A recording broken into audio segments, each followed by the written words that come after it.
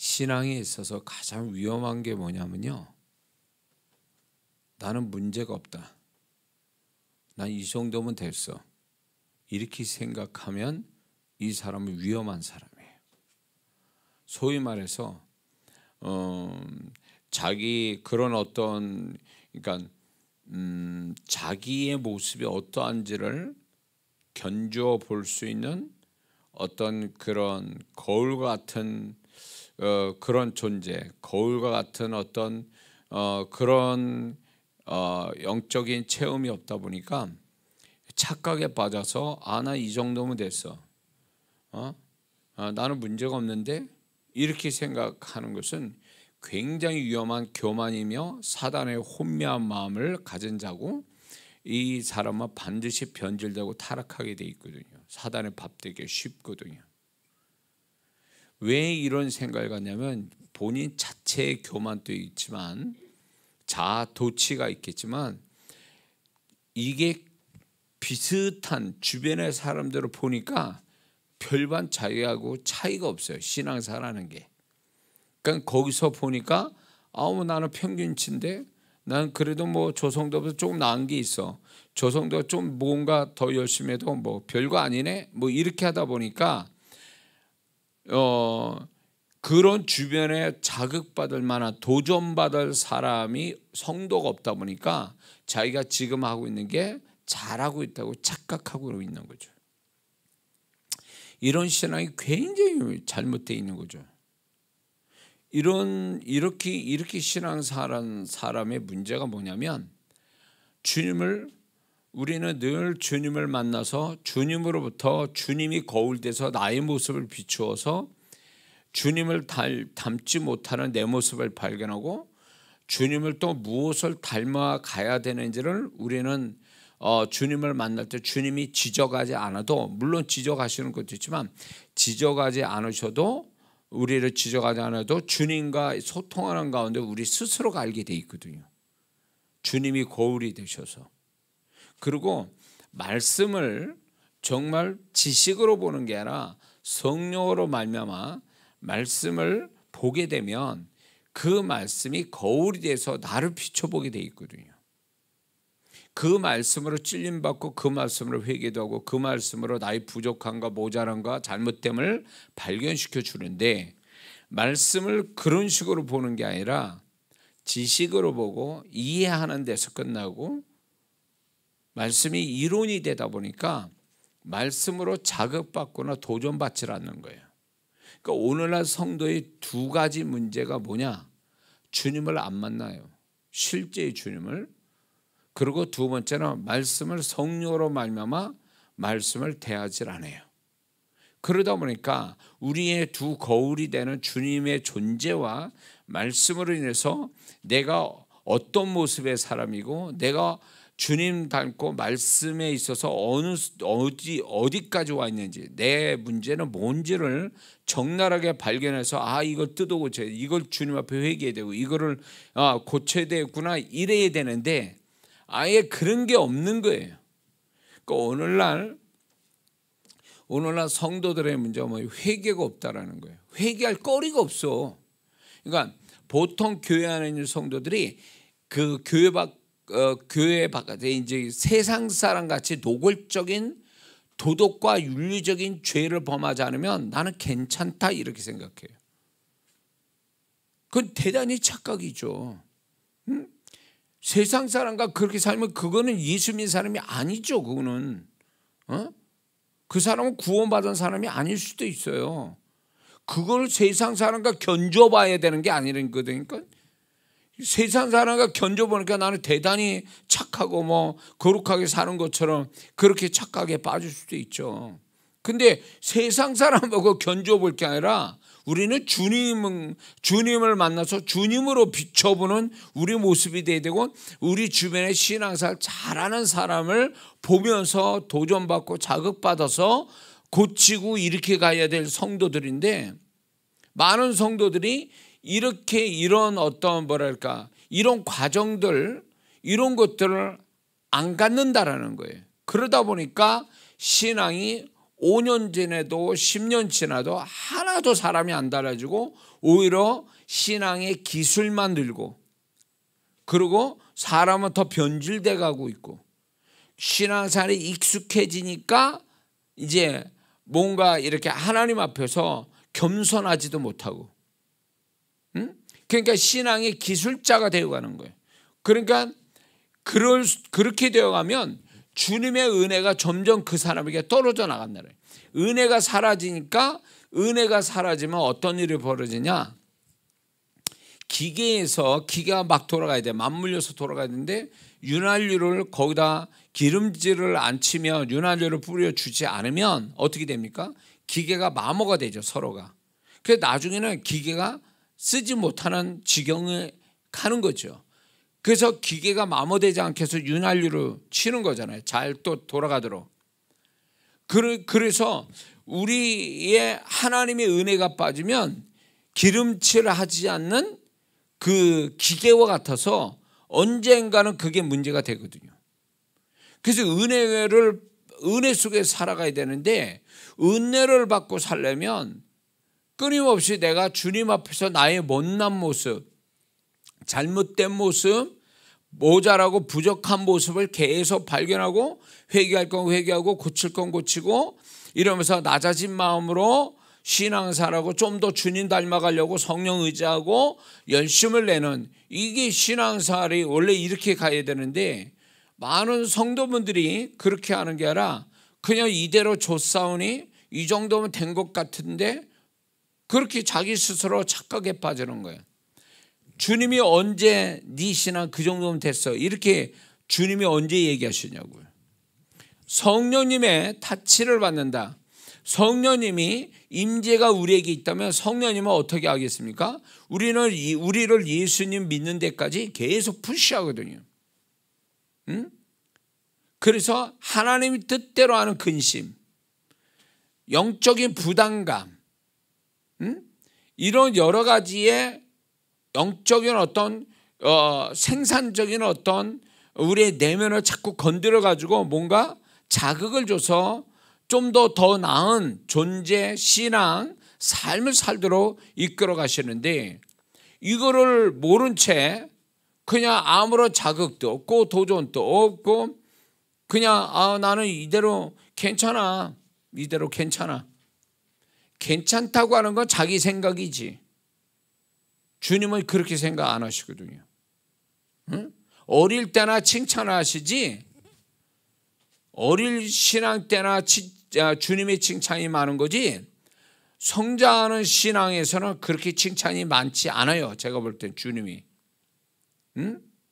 격려 차원에서 더 잘하라고 칭찬을 많이 하시지, 신앙이 잘하고 어느 정도 성숙하면 칭찬보다는 반대로 지적하시고 뭔가 문제를 제기하시고, 이런 식으로 해서 나를 그걸 통해서 더 나를 성장시켜 가시는, 나를 좀 더 나은 주님 앞에 나은 사람이, 나은 신앙 같도록 우리를 이끌어 가시거든요.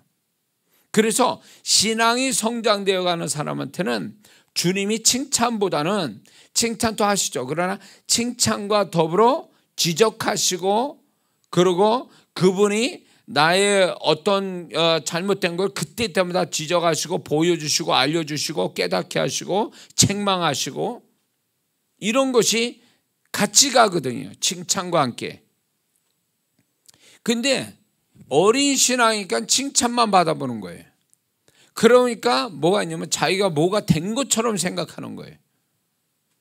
그러니까 이런 성도는 위험해요. 신앙이 내면이 발전하지 못하고 나중에 교만해지고 착각에 빠져서 자아도취형 신앙이 되어버리고, 그러다 보면 주님이 함께 하심이 나타나질 않아요. 이거는 신앙생활, 그러면 결국 신앙생활 잘못하고 있다는 증거거든요, 이게. 근데 자기는 그런 식으로 사는 거죠.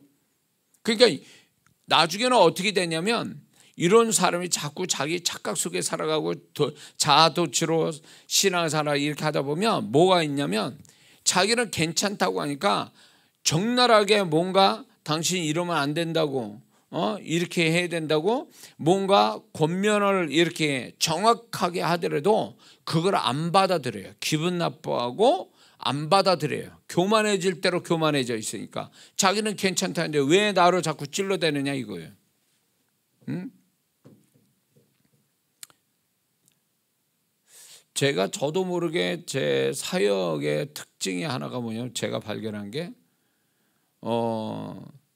이렇게 성도들 모르는 교회 가서 집회를 하고 막 이렇게 해도 주님이 그들을 칭찬하시는 것보다 칭찬을 하도 평상시에도 칭찬을 받으니까 목사님한테도 성도님한테도 칭찬 받으니까 그런데 이제 저는 이제 그렇게 목사님이 어느 목사님 가서 또 칭찬하시고 그러지만 저는 그게 아니거든요. 의도적이지는 않지만 주님이 뭐가 잘못된지 지적하시거든요. 적나라하게 지적하시거든요. 처음 본 성도한테도 주님의 말씀하거든요. 그러면 평소에 겸손하고 주님과 살고 말씀을 잘 아는 성도는 저게 주님의 음성이구나. 주님이 나에게 얘기하시구나. 그래서 딱 그거를 수용하는 긍정적인 수용하려고 하는 태도로 보이는데 딱 제가 그 설교를 하잖아요. 딱 잡혀서 성령에 잡혀서 딱 설교하잖아요. 반응이 정말 그렇게 주님과 말씀 속에서 겸손하게 신앙생활하는 사람은 그 말씀이 들어가서 소위 말해서 그 심령 안에서 용해된다. 녹아나는 게 느껴져요. 저는. 근데 아니 뭔데 나를 뭘 안다고 저렇게 나한테 그래서 나중에 목사님한테 그 대드는 분도 있어요. 가끔가다 들은 얘기인데 목사님 저기 부흥사 목사님한테 내 얘기 있습니까? 이랬다는 거예요. 이 싫어요 이거. 그게 기분 나빠 소문 나오겠다는 거예요. 그러니까 이게 하나님이 그 성도를 좀 변화되고 회개하라고 주님이 적나라하게 나 같은 목사 통해서 얘기했는데 기분 나빠하는 거예요. 기분 나빠하니까 기분 나빠 인상 벌써 쓰고 있어요. 왜 첫날부터 저 목사는 나는 알지도 못하는 게 뭐 저렇게 얘기하고 있어? 이러거든요. 그러거나 말거나 주님이 주신 말씀이니까 막 던지죠. 그러니까 인상이 벌써 굳어져 있어. 좀만 있으면 나갈 준비를 하고 있는 거예요 지금. 이런 성도들이 있어요. 그 성도는요 자기 죄나 잘못이 딱 드러나니까 그게 못 견뎌서 나가고 불쾌하게 여기는 것도 있지만 왜 나는 잘하는데 왜 저 목사님 와가지고 내가 잘못했다고 자꾸 얘기하는 거야? 이렇게 얘기하는 거예요. 그런 거 뭐 안 봐주죠. 그분이 심령이 깨질 때까지 얘기해요. 계속 1시간이고 2시간이고. 그게 제 고집이 아니에요. 제가 그분에게 무슨 억하 감정이 있어서 그런 게 아니에요. 뭔가 잘못 알고 있는 거예요. 신앙생활을 잘못하고 있는 거고 그런 성도는요 주님 만나도요 주님한테 항의를 할 사람이에요. 바리새인 서기관들 보세요. 주님이 그들을 지적해도 그들이 반발을 일으키고 예수님 잡아 죽이려고 했잖아요. 예수님의 말씀에 수용해서 겸손해지고 회개하는 사람들이 아니었잖아요. 그러니까 오늘날 교회 안에서도 주님의 음성이 이렇게 전달돼서 그게 딱 맞아 떨어지고 그게 자기의 어떤 모습을 잘못된 모습을 보여주면 그게 주님의 음성이구나 그러면서 회개합니다 이렇게 나와야 되고 겸손하게 무릎 꿇는 마음이 있어야 되는데 요즘은 그렇게 얘기하면요 기분 나빠요. 난 잘하고 있는데 왜 당신이 그렇게 얘기하냐 그거예요. 그러니까 목사의 말 속에서 주님의 음성을 들으려는 게 아니라 그 속에서 나를 잘한다고 칭찬하는 소리만 듣기를 원하는 거죠. 그러다 보니까 정말 주님의 음성을 들어서 정말로 고침받고 성장해야 될 성도들이 그냥 자기 듣기 좋은 소리를 그것만 듣기로 바라고 칭찬하는 소리만 듣기로 바라고 이러니까 신앙이고 심령이고 존재고 하나도 잘하지 못하는 거죠. 저와 여러분들은 아셔야 돼요. 주님 만나는 그 순간까지 이 세상 떠나는 날까지 계속 주님의 지적과 판단과 그분의 다루심과 그분의 어떤 책망과 물론 그분의 칭찬도 있겠죠. 그러나 주님의 이런 다른 나를 다루어 가시는 이 부정적으로 보이는 이것도 있어야 내가 성장하고 주님 앞에서 내가 정말 나중에 칭찬받는 사람 되지. 자, 애를요 야단 안 치고 회초리 안 들고 맨날 좋은 얘기만 해줬어요. 그럼 그 아이가 잘 될 것 같습니까? 교육을 시키는데 그 아이가 잘못된 걸 보면서도 그냥 아무렇지도 않고 너 잘했어 이렇게 자식을 그러냐, 그 자식 망치는 거예요 그게. 그런데 오늘날 성도들이 이게 주님의 적나라한 어떤 주님이 무섭게도 책망하시고 지적하시고 이러는 거에 대해서 익숙치 않아요. 이런 사람들이 세상에서도 내가 기분 나쁘고 세상에서 그런 일 당해가지고 나도 기분 나빠하는데 교회까지 와서 그래야 되냐? 그래야 된다고. 교회 와서도 그래야 하나님 앞에 설 때에 제대로 된 성도, 제대로 된 존재로서 서게 되지. 맨날 칭찬하고 위로나 해주고 위로해주고 칭찬해주고 그러면 그 성도가 제대로 될 것 같냐고요. 그러니까 오늘날 성도분들이 끊임없이 내가 주님 닮는 데까지 성령께서 계속 푸시하는 거에 대해서 이거를 모르거나 아예 놓쳐버리고 살아가는 거예요. 너무 힘들어. 그냥 내 멋대로 살고 싶어. 그냥 내가 편한 대로 살래.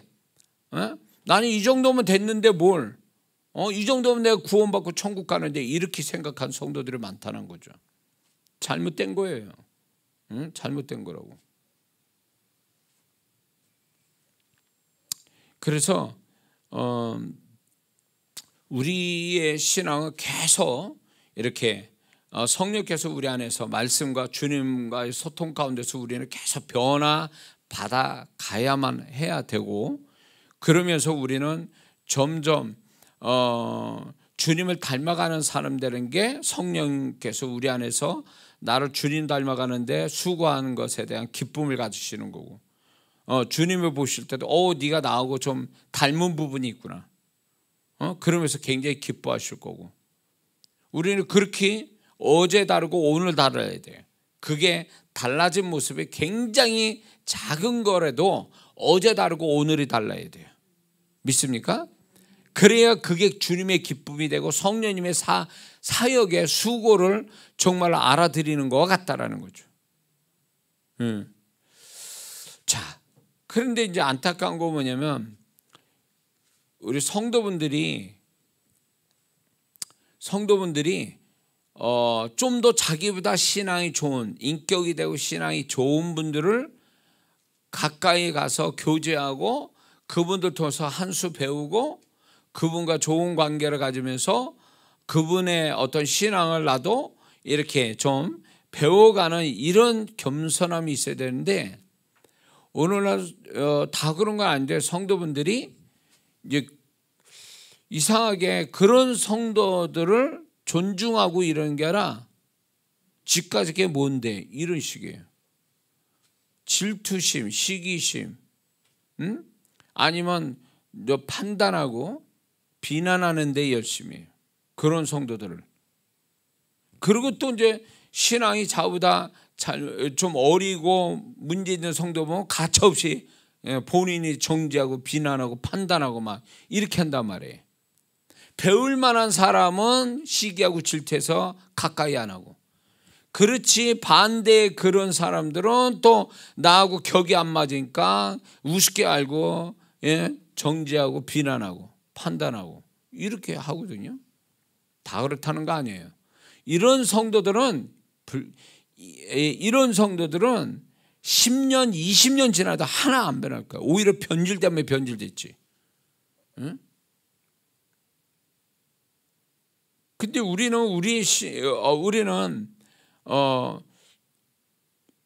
많은 그 청년 애들도 그렇고 이렇게 장년들도 이렇게 신앙생활 할 때에 제가 이제 이렇게 여러 가지를 이제 성도들 상담하면서 제가 이제 발견한 게 뭐냐면, 안타까운 게 뭐냐면 영적인 멘토를 제대로 만나지 못해서 착한데 사람 괜찮고 신앙도 괜찮은 사람인데 영적인 자기를 가이드해 주거나 지혜를 얘기해 줄 멘토를 못 만나가지고 헤매고 돌고 손해보고 잘못되는 성도들도 너무 많아요.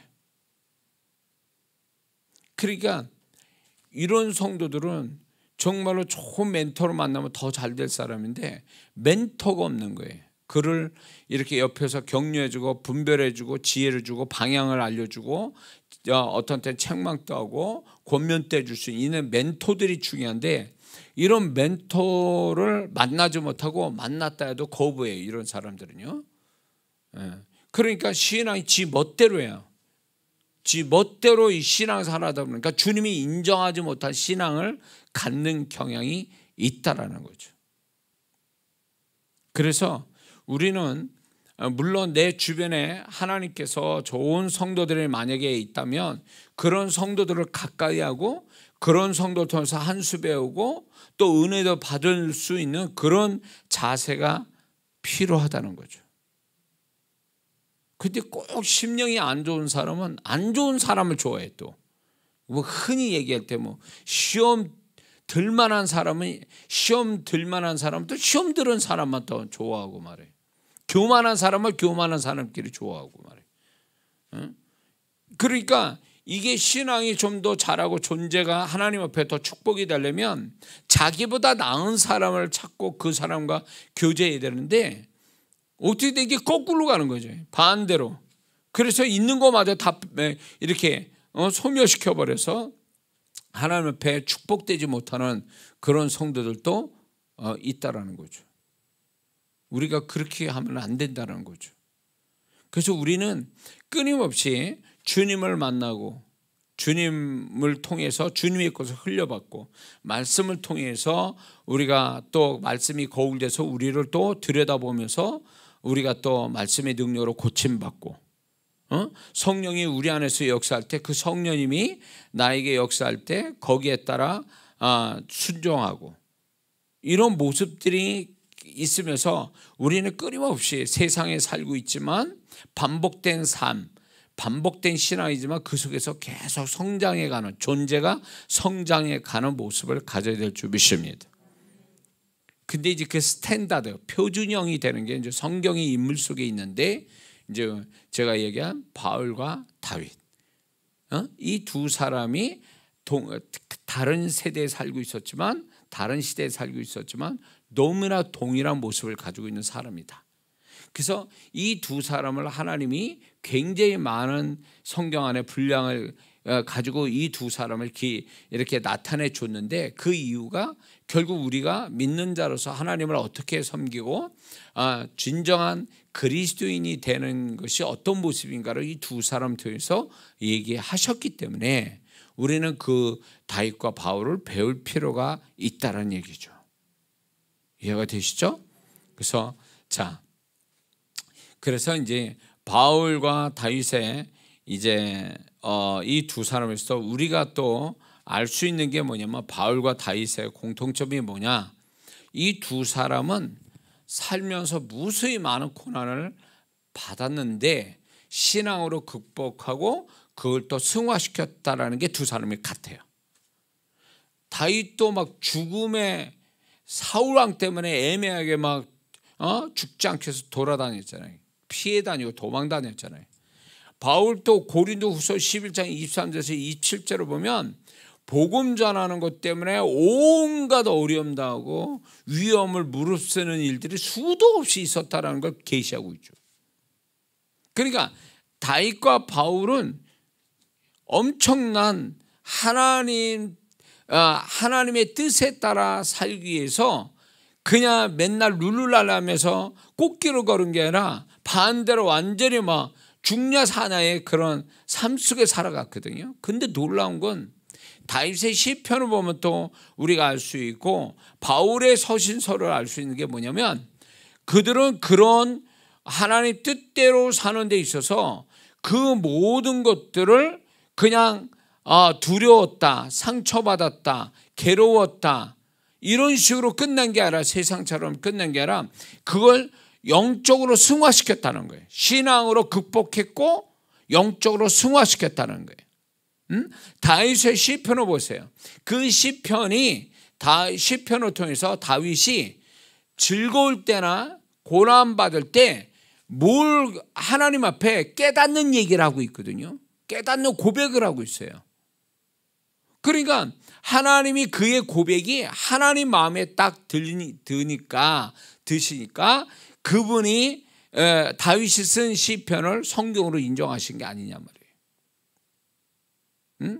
바울도 한 예를 고린도후서 1장에 보면 아시아에서 당한 환난을 당했는데 이제 정말 곧 죽는구나 이런 마음이 들 정도로 엄청난 고난을 받았는데 그걸로 끝낸 게 아니라 그걸 통해서 자기를 신뢰하는 걸 버리고 죽은 자도 살리시다 하나님만 의지하는 법을 알았다. 깨달았다는 거예요.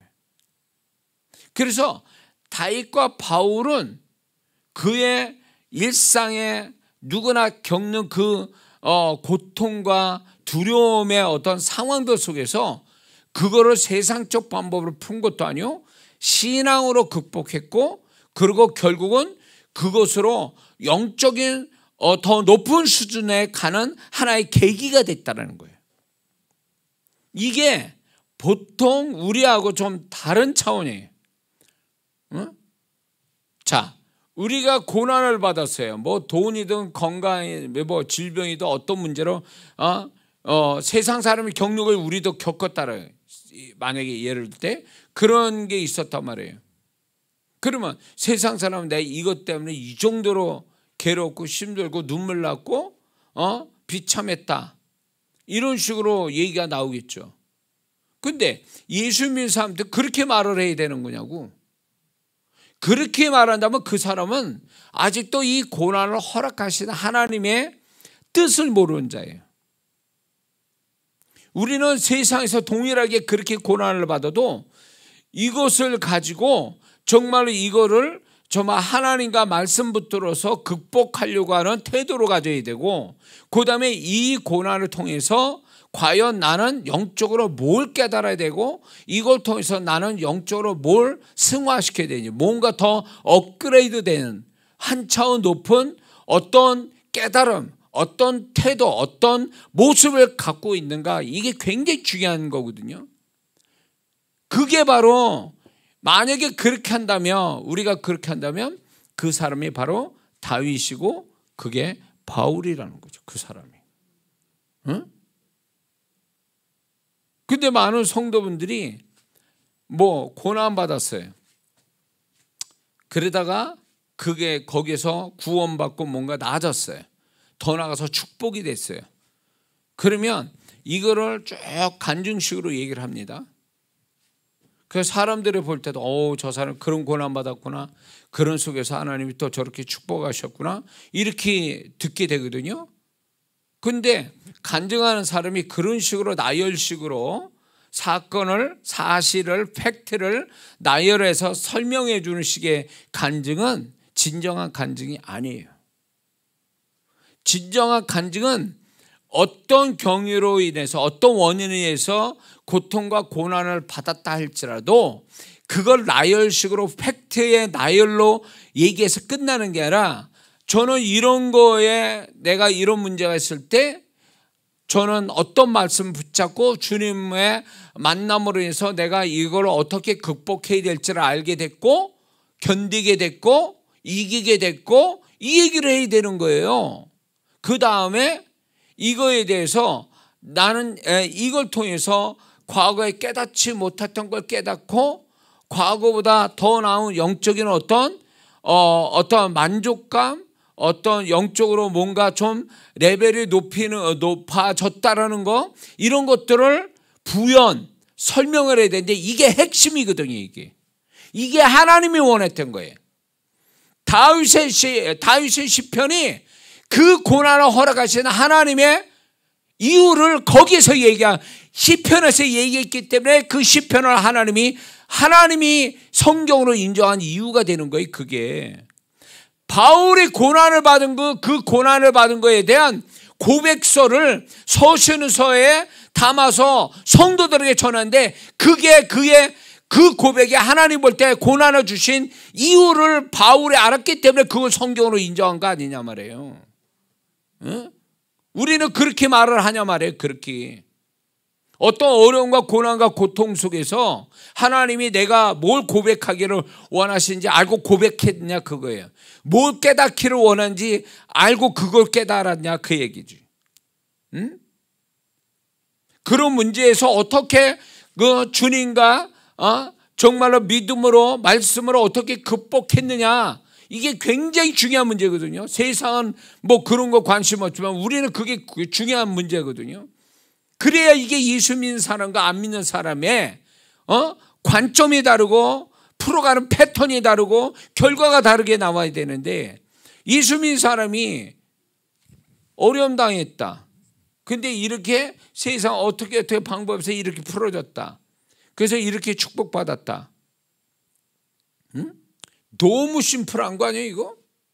너무 많이 하나님이 바라는 내용은 다 빠진 거 아니냐 말이에요. 이렇게 얘기하면 이건 잘못된 거예요. 이렇게 얘기하면. 네? 나열해가 팩트를 나열해가지고 내가 고난받아서 불쌍한 사람이지만 내가 이렇게 잘되고 축복받았다, 이거 자랑하려고 간증하는 거냐고.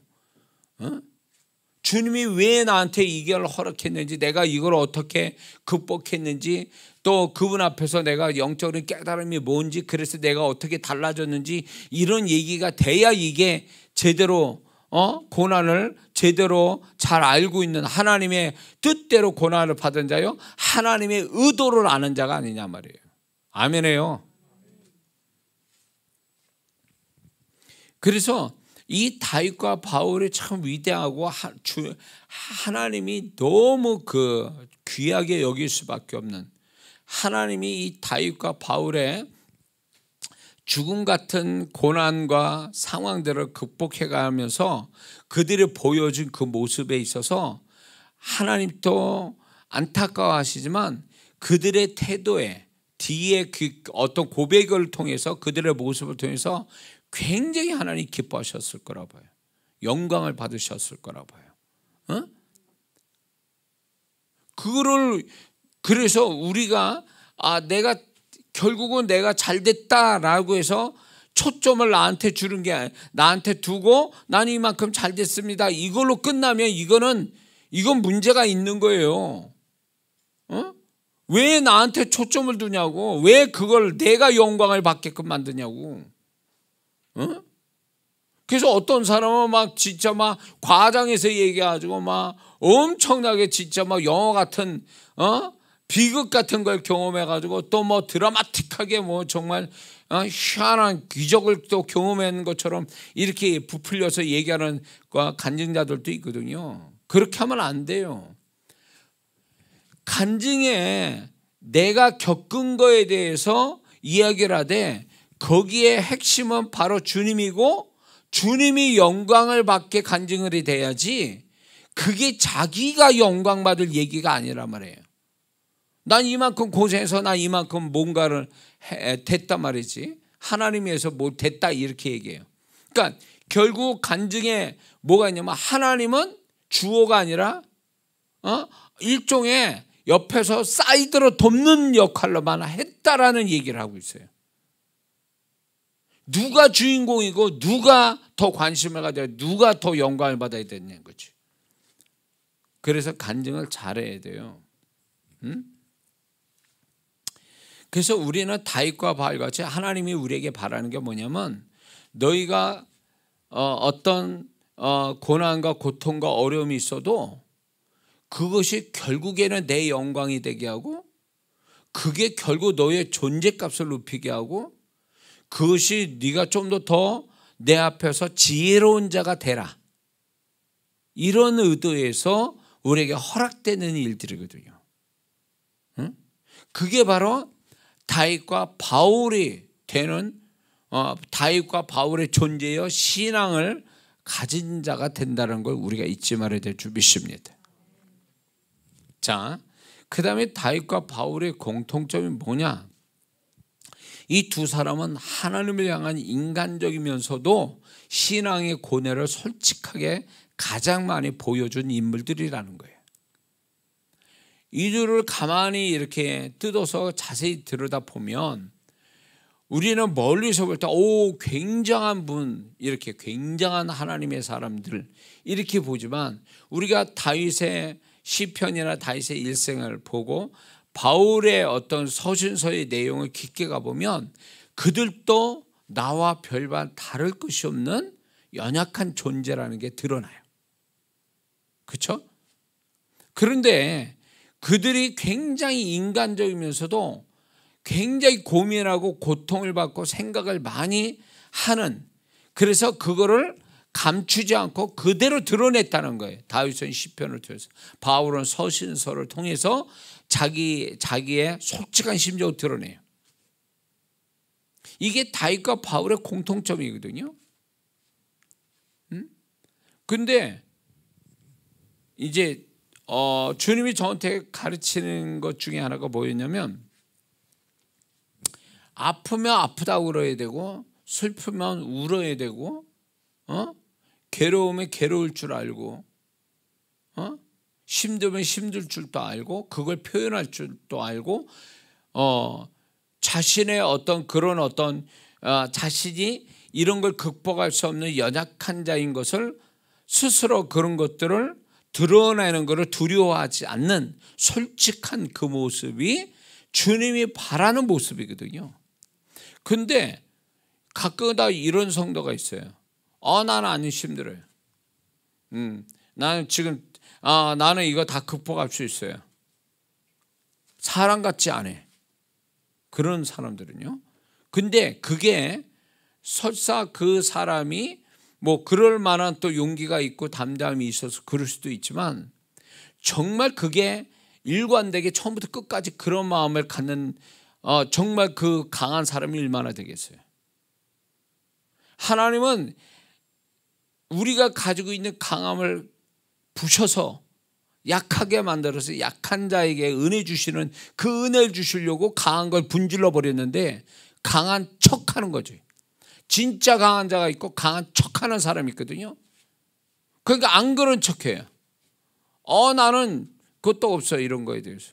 나는 슬프지도 않아, 힘들지도 않아. 사람한테 그렇게 얘기합니다. 물론 그게 믿음 고백으로 그렇게 얘기할 수 있어요.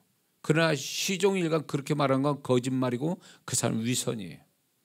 우리의 죄성과 우리의 연약함이 정말 그런 걸 다 극복할 수 있다고요? 없어요. 다윗과 바울이 그 사람들이 약해서 그런 고백한 것 같아요? 시편을 그렇게 절절히 고백하고 바울도 자기가 얼마나 불쌍한 사람인지 연약한 자를 서신서에서 얘기했는데 그 사람들이 정말 진짜 약해서 그렇게 된 거냐고. 하나님이 그들의 연약함을 고백되어졌을 때에 그 성경에 기록해 놨다는 것은요, 그렇게 하는 게 맞다라고 해서 하나님이 기록해 놓은 거예요. 우리가 연약함을 드러내는 그것을 하나님은 불쌍히 여기시고 약한 데서 강해지는 것이라 내 은혜가 내게 족하도다. 그 바울의 연약함이 그분의 은혜라고 그랬어요. 은혜를 주시는 거라고 했어요. 약한 것도. 그 약한 것을 인정할 때 비로소 하나님의 은혜가 되는 거거든요. 근데 하나님의 은혜가, 많은 성도들이 하나님의 은혜를 왜 충만히 못 받느냐? 솔직하지 못해서 그래요. 자기를 솔직하게 고백 안 해요. 사람한테 물론 그렇게 할 수는 있어요. 눈물 나지만 괜찮습니다, 이렇게 말할 수는 있지만 시종일관 그렇게 하는 건 위선이죠. 그런데 사람한테는 그렇게 잠깐 그럴 수 있어도 하나님 앞에서는 자기의 연약함을 솔직하게 고백할 수 있는 사람이 돼야 되는 거예요. 왜 하나님 앞에까지도 강한 척하고 안 그런 척하고 하나님 앞에서 위선 부리고 하나님 앞에서 정말로 하나님이 다 알고 계시는데 하나님 앞에서조차도 그런 걸 표현을 안 해요.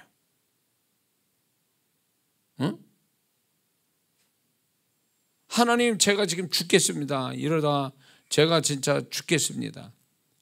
너무 괴롭습니다. 사방이 적이라 나는 너무 두렵습니다. 이러다 정말 이 두려움 속에서 죽을 것 같습니다. 다윗은 얼마나 표현을 잘하는지 몰라요. 그런데 그게 하나님 보실 때 야, 너 그 약한 소리 왜 하냐 자꾸 이렇게 책망하실 것 같아요? 하나님은 그의 연약한 고백에 대해서 하나님이 그래 네가 그 고백하는 게 맞다. 그 고백하는 게 너의 정직함이고 솔직함이다. 나는 그러기 때문에 내가 너를 불쌍히 여기고 나의 손길이 너에게 있는 것이다. 이렇게 얘기하시는 거거든요.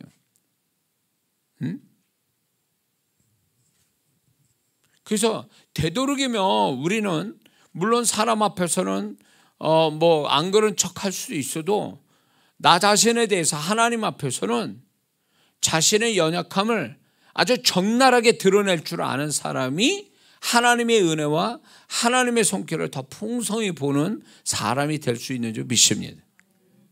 그런데 이런 사람한테 이런 것도 있어요. 연약함을 솔직히 드러내니까 사람한테 구걸하듯이 하는 사람도 있어요.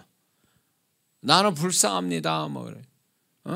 그래서 사람들 앞에서 자기가 제일 불쌍한 사람이라고 그러면서 사람들한테 보여주기 위한 내가 이렇게 불쌍한 사람이다 이렇게 보여주는 것으로 사람들한테 위로받으려고 하는 이런 태도는 내가 볼 땐 잘못했다고 보는 거예요. 그런 모습은 하나님께 보여야지. 가끔가다 뭐 믿을 만한 사람한테 한 번은 보여줄 수 있어도 그거는 무슨 뭐 습관적으로 막 그 사람들한테 나는 이만한 불쌍한 사람이 이 정도로 불쌍한 사람이 그래서 동정받고 위로받고 이런 거를 바라면서 사람한테 그렇게 보이니까 그거 추한 거지. 그거는 불신앙이 하나님 앞에서만 연약함을 보이고 사람 앞에서는 정말로 하나님 내 연약함을 주 앞에 드러내서 그분이 베푸신 은혜로 인하여 우리가 사람 앞에서는 정말로 꿋꿋한 담대한 모습을 보여주는 것도 이게 믿음의 한 자세인데 많은 성도를 거꾸로 하고 있어요. 거꾸로. 하나님이 그런 자를 기뻐하지 않는다는 거죠. 다윗과 바울을 그렇게 그들의 연약함을 드러내는 것에 대해서 하나님 보실 때는 그렇게 하는 태도가 맞다. 그렇게 하는 게 힘들면 힘들다고 눈물이 나면 눈물 난다고 고백되어주고 솔직하게 정직하게 나오는 것이 내 은혜를 제대로 받는 비결이다 이렇게 얘기하시는 거예요.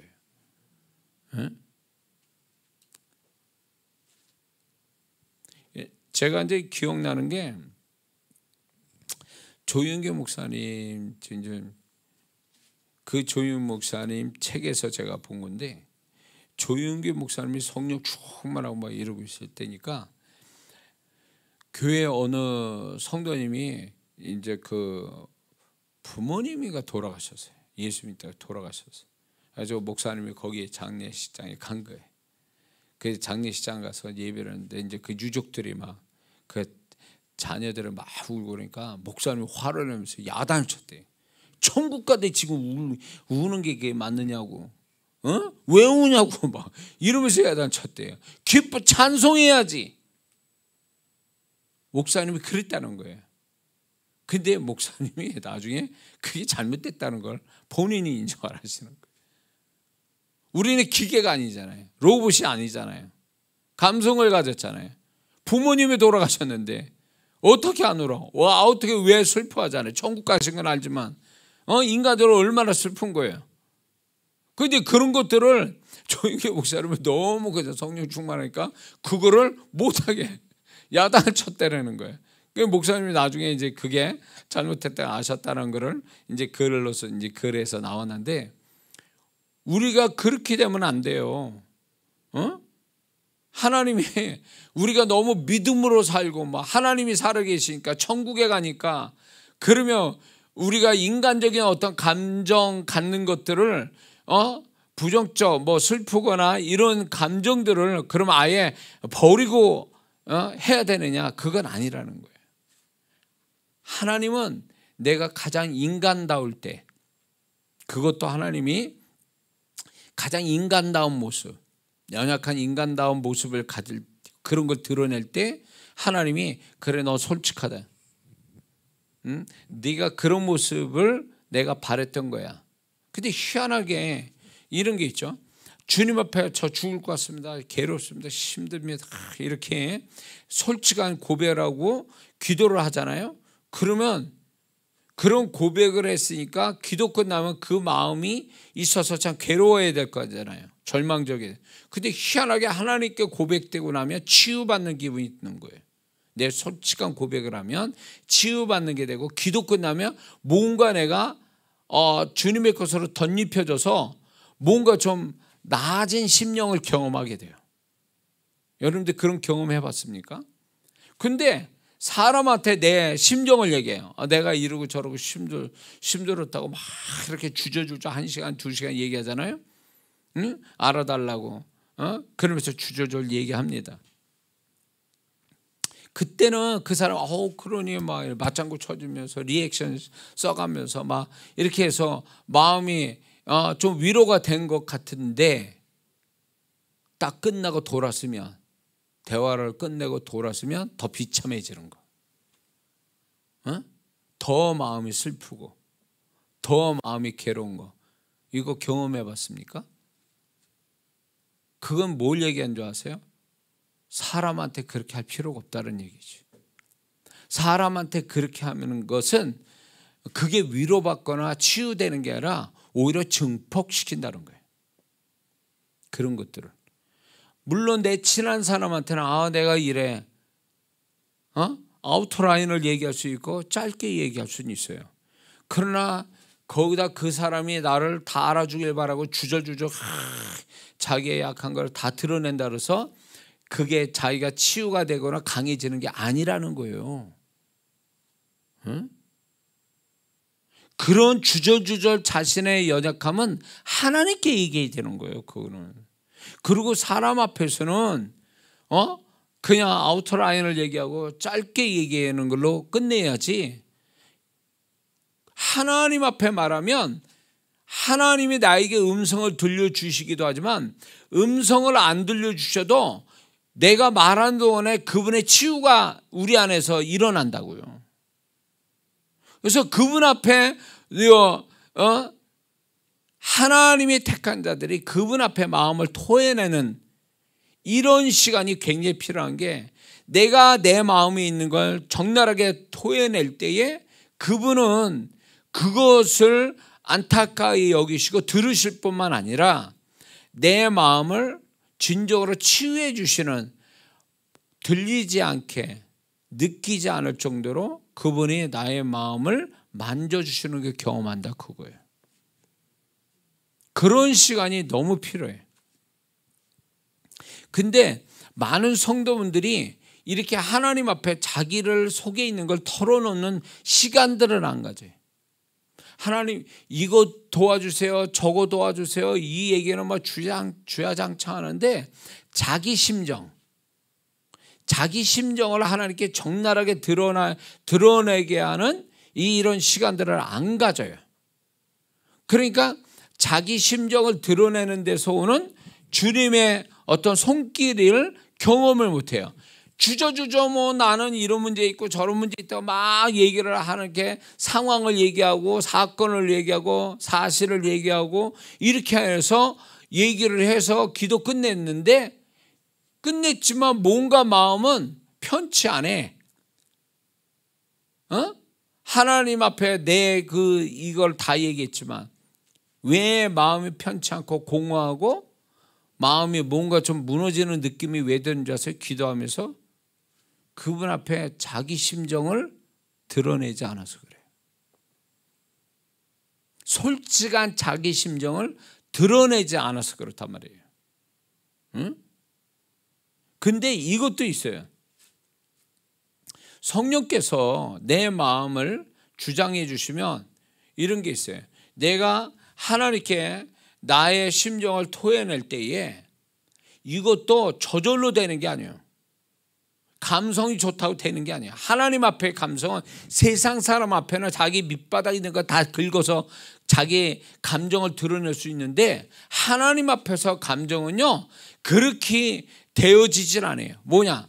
성령께서 내 심령을 붙잡고 내가 정말 그 진한 내 밑바닥에 깔려있는 감정을 끄집어 올려서 하나님께 드러낼 수 있게끔 성령님이 도와주셔야 돼요.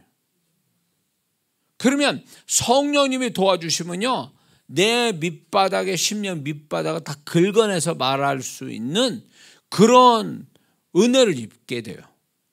근데 성령님이 도우시지 않으면 어떻게 해? 목구멍에서 나오는 말만 해요. 하나님 나 괴로워요, 힘들어요. 얕은 수준에서의 감정만 나온단 말이에요. 응?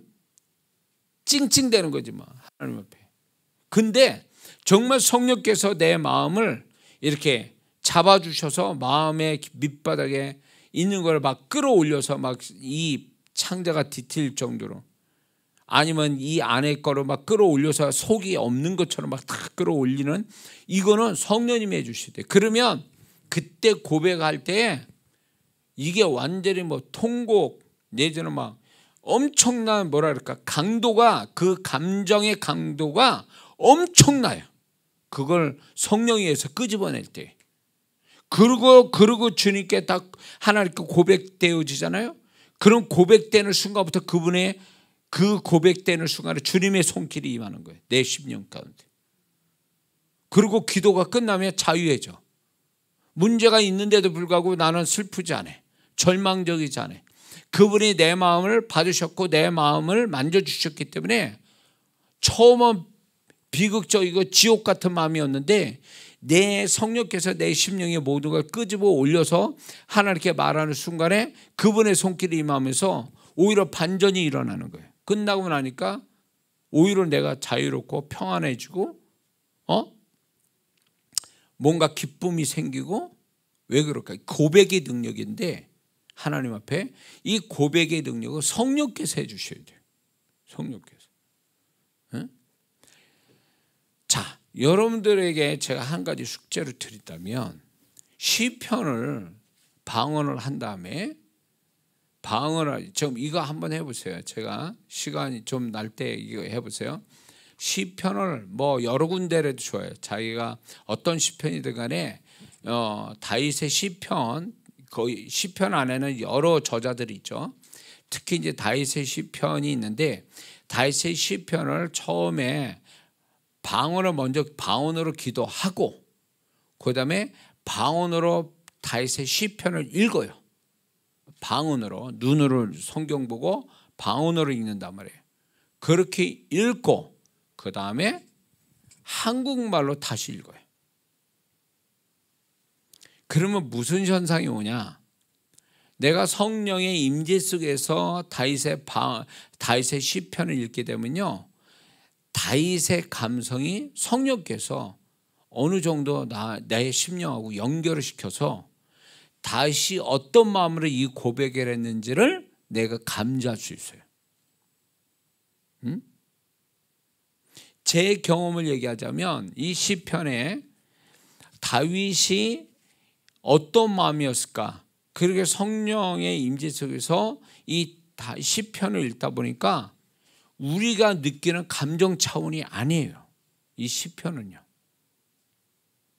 그러니까 우리의 인간적인 감정으로 이해하는 차원을 넘어가요. 그건 뭘 얘기하냐? 다윗이 그 자기의 감정을 표현하는 그 자체도 자기 감정 가지고 표현된 게 아니라 성령에 의해서 자기 감정을 끄집어냈다라는 거예요. 끄집어내고 그게 기록이 됐는데, 성령께서 다시금 성령의 임재 속에서 다윗의 시편을 읽으면 다윗의 그 감정을 느낄 수 있도록 도와줘요. 그러면 무슨 현상이냐? 야, 이렇게 어마어마한 이 심령의 깊이에서 이 말을 고백하고 있구나. 그가 이런 감정 가지고, 어마어마한 깊은 감정 가지고 하나님께 지금 고백하고 있구나. 이게 와닿아요. 저는 이거를 실제로 경험하고 나니까 100%는 아니더라도 다윗이 가졌던 그 감성을 제가 이렇게 경험하고 나니까 이 다윗이 제가 꼭 뭐가 됐냐면 전이가 된 것 같은 느낌이 드는 거예요. 전이가 되는 것 같아요.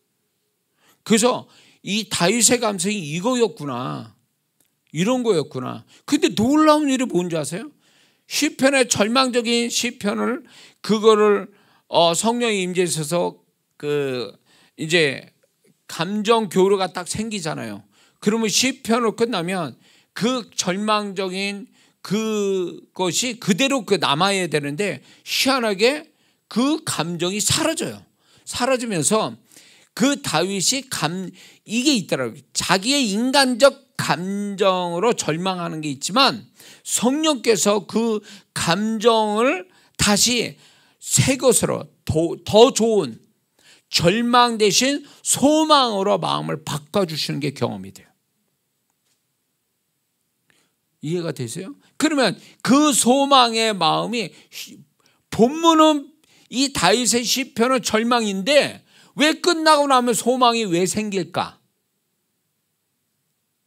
이게 의문이었어요. 시편 읽다가 분명히 그 구절들은 절망인데, 죽음을 얘기하고 있고 절망적인데 왜 그거를 다윗의 감정을 내가 읽었는데 이렇게 전이가 돼서 알게 되는데 왜 끝나고 나니까 절망은 없어지고 소망의 마음이 생길까?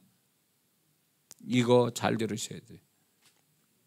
그 시편에는요 뭐가 있냐면 다윗의 감성과 하나님의 감정이 같이 있어요. 그래서 다윗의 감정을 느끼면서 다윗의 감정이 지나면 하나님이 반대의 그분의 마음을, 그분의 감정을 부어주는 게 경험이 되는 거예요. 희한하죠. 절망적 감정이었는데 끝나면 소망의 마음이 생기는 건 그 소망이 바로 뭐냐? 하나님의 마음을 그 다윗에게 부어주신 거예요. 그거를 시편에서 우리는 경험하는 거예요. 이해가 되세요? 경험하셔야 됩니다. 숙제처럼 내드리는 거예요. 이 신비한 경험이 신비한 경험. 그러니까 제가 거기서 느낀 게, 내가 가지고 있는 그 어떤 고통스러운 감정을 다 드러내면 이 감정의 끝에는 이 부정적 감정으로 내가 또 시달릴 수도 있다라고 생각하지만 절대 그렇지 않다는 거예요. 하나님께 내 감정을 다 드러내면 그 감정을 덮어주시는 반대의 감정을 나한테 주신다라는 거예요. 절망에서 소망으로, 슬픔에서 기쁨으로, 무기력함에서 더 힘 있는 마음을. 이게요 그렇게 온다니까요. 이게 기도 속에서 이게요 경험이 되는 거예요.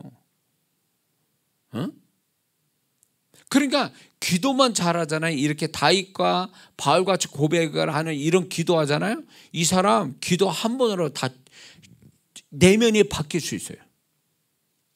왜 나는 슬픈 마음을 하나님께 기도했는데 끝났더니 더 슬퍼? 이거 잘못한 거예요. 이게 뭔가 잘못된 거예요. 이거는 하나님께 자기의 그 슬픈 감정을 다 고백되어주고 진짜 성령에서 다 고백이 됐다면 끝날 때 되면 기쁨으로 바뀌어야 이게 정상인 거예요. 그게 하나님의 감정을 부어주는 거예요. 그 하나님의 감정이 부어지게 된 배경은 그가 슬픔을 적나라하게 하나님께 드러냈기 때문에 그 치유 차원에서 하나님이 기쁨의 마음을 넣어주신 거예요. 그러니까 기도하고 나면 사람이 달라지는 이유가 여기 있는 거예요. 중독에 빠진 사람이 방언기도를 엄청 했더니 자기가 그 중독으로 인한 고통과 죄악과 이런 걸 하나님께 적나라하게 막 방언으로 그렇게 기도했더니 자유함이 오고 정결함이 왔다는 간증이 있어요. 그러니까 그분의 강력하신 손길이 뭘로 오는 거냐면 그가 하나님 앞에 정직하고 솔직한 내면을 다 드러낼 때 그게 온다는 거예요. 그러면 우리는 왜 그러면 왜 그런 반전된 어떤 그 심령, 그런 것들을 왜 경험이 안 되냐? 충분하게 하나님께 그거를 솔직하게 정직하게 드러내지 않아서 그런 거예요. 그게 전제가 돼야 되는 거예요. 그게 있어야 그거에 대해서 나를 불쌍히 여겨서 그분이 나에게 그분의 것을 덮어주시는 은혜를 그때 입는 거예요. 그 은혜를 받으려면 전제가 내가 나의 것을 적나라하게 그분이 바라는 모습대로 다 보여드려야 되는 거예요. 고백이 돼야 되는 거지. 뭔 말인지 이해가 되시죠? 자, 그래서 이 다윗과 바울의 위대함, 또 바울과 다윗의 하나님이 그렇게 좋아하시고 귀하게 여기신 것은 그들의 공통점 중에 바로 이것이 있었다라는 것에 대해서 우리도 이렇게 해야 된다는 거예요. 이렇게 하도록. 응? 은혜가 되십니까? 자, 요 하나만 더 하고 이제 마칠게요. 주님께서 이 부분에 대해서, 다윗과 바울의 이 부분에 대해서 좀 더 이렇게 주님이 더 얘기하기를 원하시는 것 같아서 제가 이제 얘기가 됩니다. 지금 1시간 설교 넘었는데요. 2줄 한 거예요, 제가 지금. 여기 본문에서 2줄 했어요, 지금. 2줄을 1시간 넘게 하고 있는 거죠. 제가 볼 때 이것도 주님이 이걸 그렇게 얘기하고 싶어 하셨구나라는 생각이 듭니다. 예. 은혜가 되십니까? 자, 한 가지 더 하는 것은 다윗과 바울의 이 두 사람은 하나님을 향한 감성과 하나님이 원하시는 영적 감성을 또 그분의 마음을 많이 드러냈다는 거예요. 하나님을 향한 감성, 하나님을 향한 감성, 하나님이 원하시는 영적 감성, 또 그분의 마음을 많이 표현됐다 이거예요. 다윗과 바울의 공통점이. 이게 이런 뜻이에요. 이게 뭐냐면 인간적 감성을 많이 드러내요. 드라마 보면서 우는 거 인간적 감성이죠.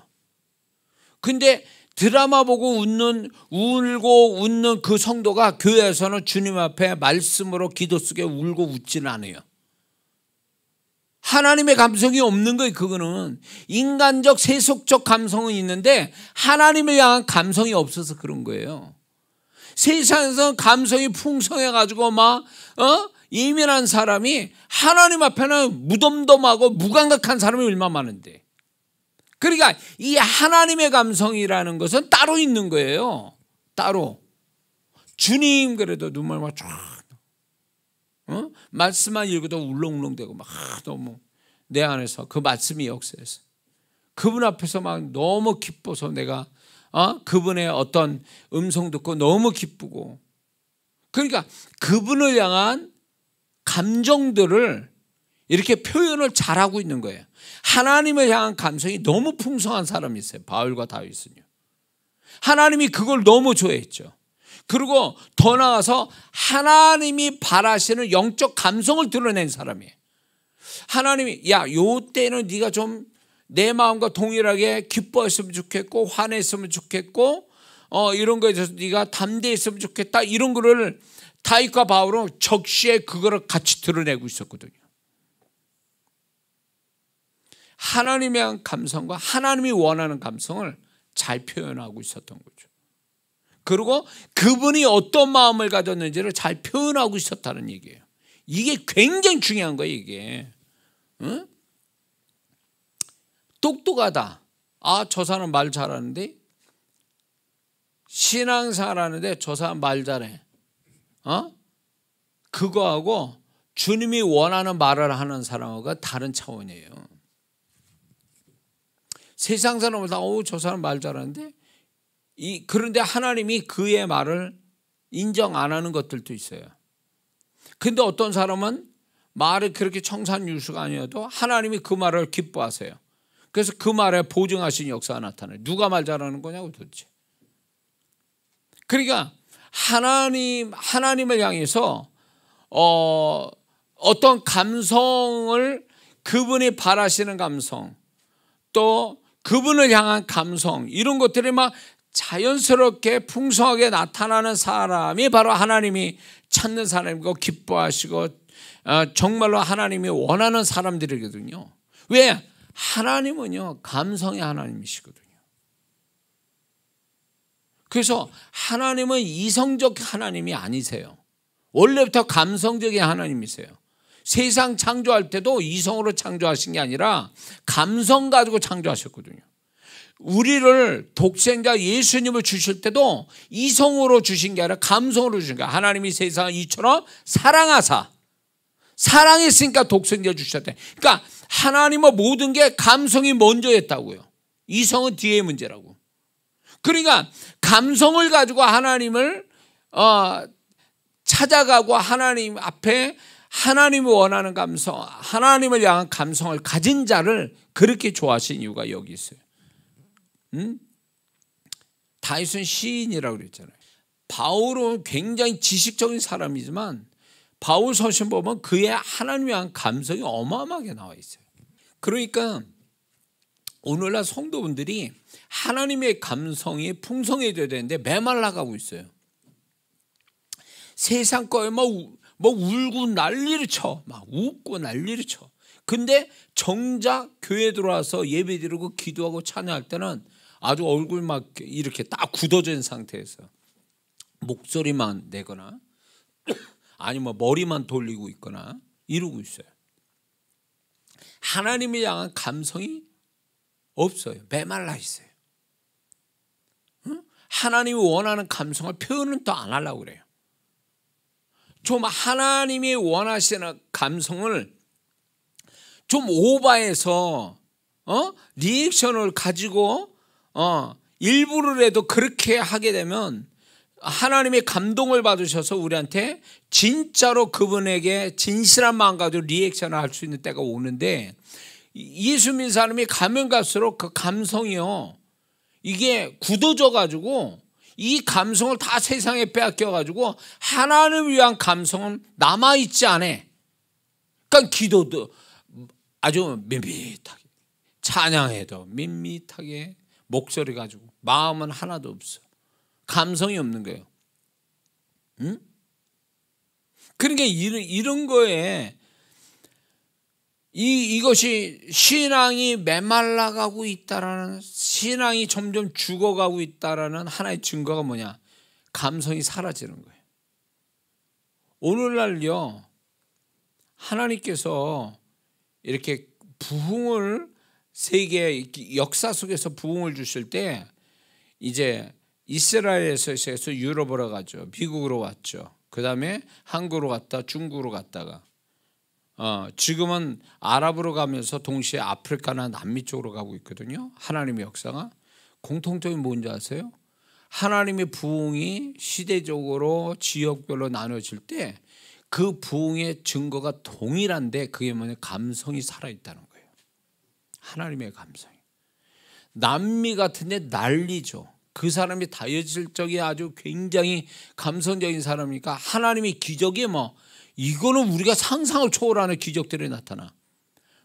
예배가 막 3시간 4시간씩 드려요. 그래도 지루하지 않게 하나님께 막 찬양하고 할 거 다 해. 근데 거기서 기적이 일어나는 거예요. 감성이 살아있으니까 하나님의 부흥이, 기적들이 그분의 임재가 엄청나게 나타나요. 아랍계통에도 그런 역사들이 엄청나게 일어나는데 그 특징이 뭐냐? 감성으로, 하나님의 감성을 가지고 하나님께 가까이 하니까 기적들이 원하지 않는 기적들이 나타나는 거예요. 우리나라가 과거에 비해서 기적이 안 나타나. 하나님의 역사 안 나타나. 왜 그럴까요? 감성이 사라져 버렸어요. 옛날에 얼마나 울고불고 기도하고 얼마나 그렇게 했어요. 하나님께 마음 들면. 지금 그렇게 합니까?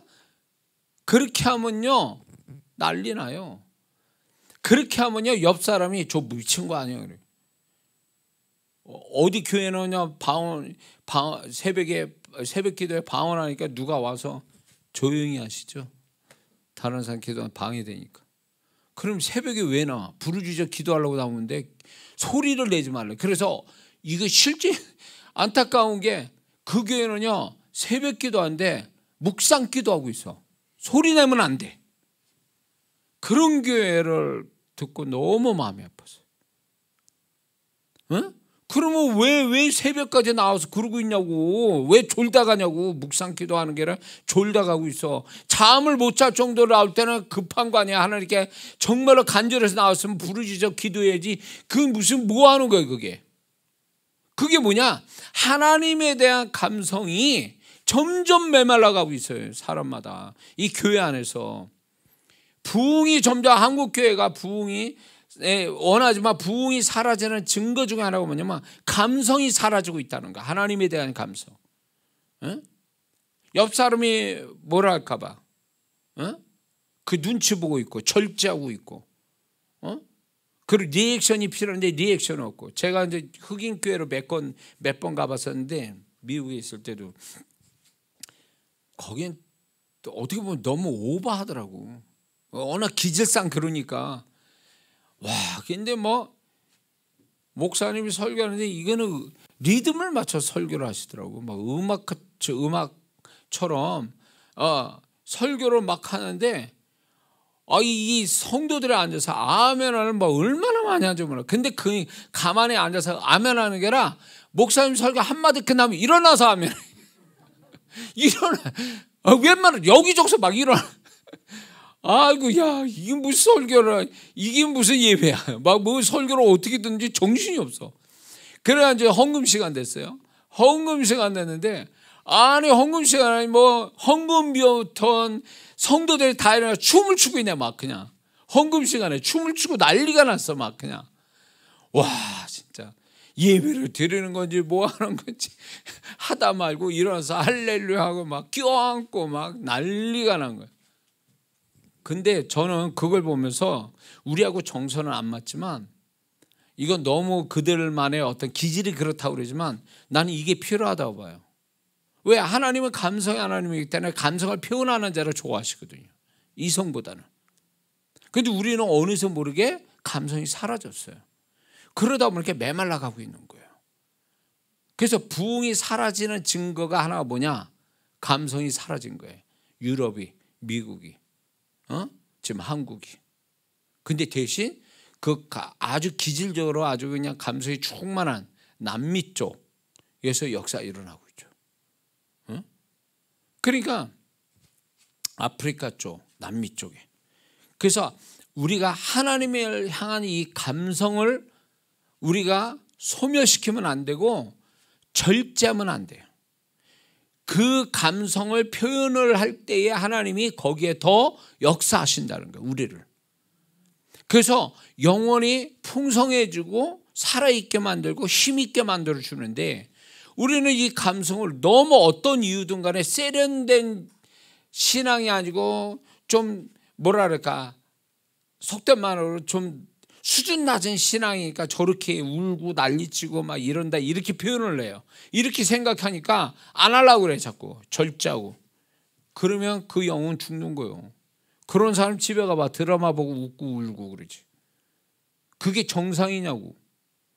응? 그게 정상이냐고. 하나님 앞에는 통나무 돼 있고 세상으로 가면 물컹물컹한 이렇게 감성이 물컹물컹하고 풍성하고 이건 잘못된 거예요. 그거는 뭘 얘기하면 내가 어느 쪽의 사람인가를 그걸 보면 알 수 있어요. 세속적이고 육적인 사람은 거기에 감성이 발달되겠죠. 우리가 정말로 영적인 사람과 하나님의 사람이면 거기에 관련된 데에 우리가 감성이 나타나야 이게 정상이라는 거예요.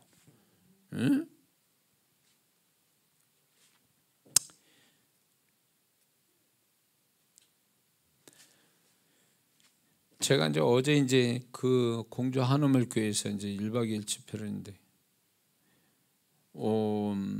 집회를 이렇게 하는데 제가 오래간만에 지금 유튜브로 어제 보신 분들은 왜 저 목사가 저렇게 찬양을 왜 이렇게 길게 1시간 동안 했어요. 제가 1시간을. 그래서 앉아있는 성도분을 듣거나 말거나 부르거나 말거나 내가 은혜 받아야 되니까 내가 지금 한다고. 근데 그 순간이 뭐였냐면 뭔지 모르게 하나님 앞에 감성을 가지고 하나님을 좀 더 기쁘게 하고 하나님을 위한 시간이 좀 필요하겠다. 우리가 기도하고 뭐 말씀드리고 다 우리를 위한 그 시간들이었거든요.